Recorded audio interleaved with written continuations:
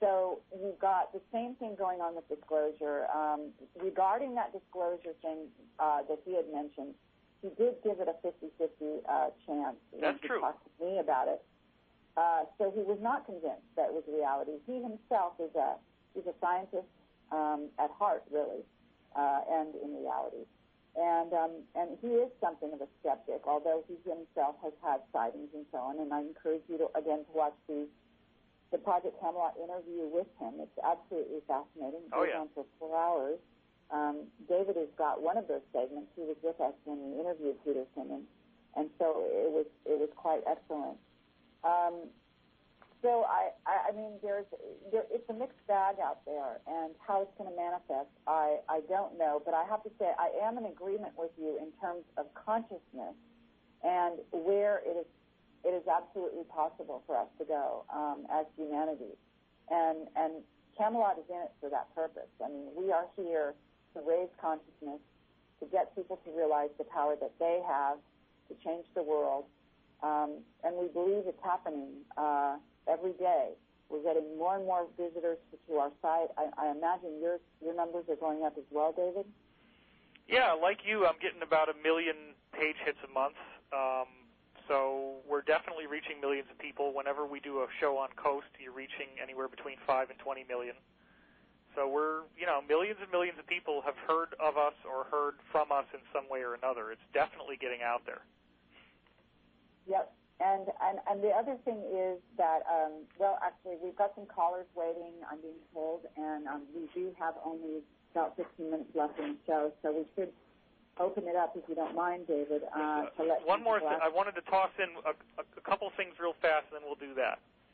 Because part of what we're having right now is a debate about whether disclosure will actually happen or not, and I just wanted to point out, first of all, this is a hyper-complex puzzle. There's many, many pieces of data. You have to keep all of them in your mind at the same time in order to think about this. But I will just, again, steer you back to the fact that we've got Benjamin Fulford, who's talking about and he endorsed this story that says that all the gold in Fort Knox has been replaced with fake gold that's tungsten with gold electroplated on the outside. And I heard from Peterson that it's a total of $7 trillion, and it includes all the central banks in Europe as well. They don't even have real gold anymore.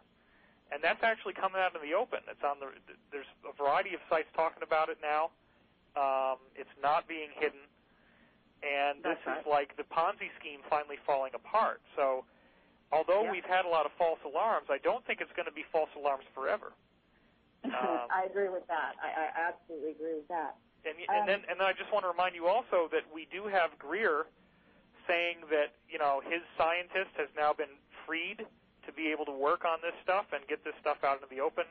We got Fulford saying that the Asians have now built up this formidable economic adversary to the New World Order that does not want genocide, that wants these technologies to come out, and that is basically putting the knee into the back of the neck of the New World Order as they got them pinned on the ground now and saying, you're going to do this.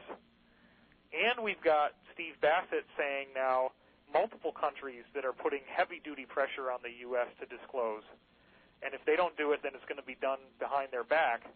And again, that seems to be what this Norway thing is. It looks like if nobody actually says the disclosure outright on national television, it's going to happen through some sort of really wild technological demonstration that nobody can ignore. And I think that, again, it may be resorting to guys like you and me and all of you people out there listening. We're the ones that know what's going on. We're going to need to help people who don't know what's going on. They're going to be very confused and frightened. And we're going to need to help them understand this is not an alien invasion in progress. This does not mean you're going to be living on gravel and shoe leather. You're going to have an economy. Things are going to keep on going. There is a higher positive presence that I call management, the ETs, that basically make sure the planet doesn't fall apart.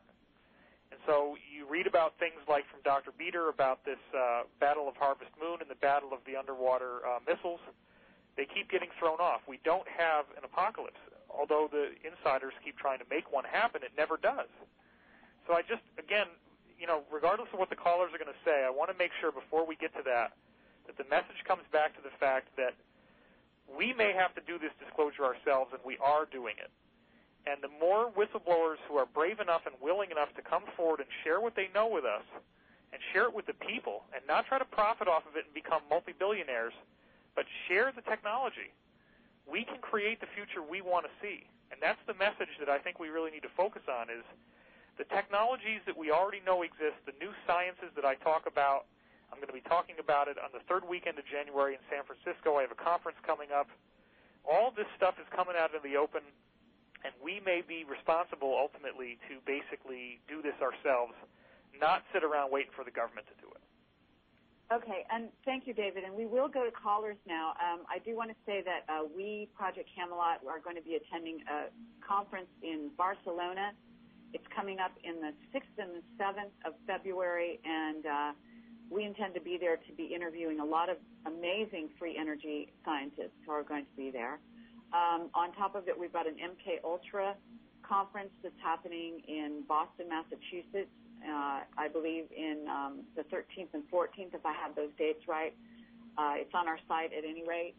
So I just want to draw people's attention to that. And I also want to say that we have a blog that people can go to on the front page of our site for updates and whatever is going on, and we will be putting updates there constantly. I'm also told to tell you and to remind you, David, from someone writing in here saying I'm supposed to remind you of the end of the last Nimsy. And I think that's an interesting allusion there. So yeah, let me there's a big spiraling vortex at the end of the movie, that's for sure. Yep, exactly. Wayne in Missouri, you're the first caller. Are you on the air with us here? Yes, I am. Thank you. Go right ahead. I've really enjoyed listening to you guys and stuff. I believe that the HARP project is probably ground-based for the most part because of the amount of power that it would take to generate the beams and stuff that are being generated. Absolutely. More than likely, the geosatellites, the Earth-orbiting satellites that are above the equator are used to focus the holograms, be it the spiral or other type of site that you're seeing. And the HARP is actually feeding the energy into much of the tropospheric and ionospheric ducts. Differences in temperature cause the bending and the lights to take and reflect at different patterns. It appears to be infrared, but it's not exactly a natural infrared. It's secondary infrared. But there's different weapons and stuff that are being used. There's sound weapons, subsonic weapons. There's also magnetic particle weapons. The technologies that exist are so amazing, and there's so many of them out there that most of us have not even a clue what's going on. Okay, well, thank you, caller. Did you happen to have a question for David or not? Not really. I just thought I'd put that in. Okay. Thank you. No, that's cool. I definitely am hip to the idea that you could have geostationary satellites who would be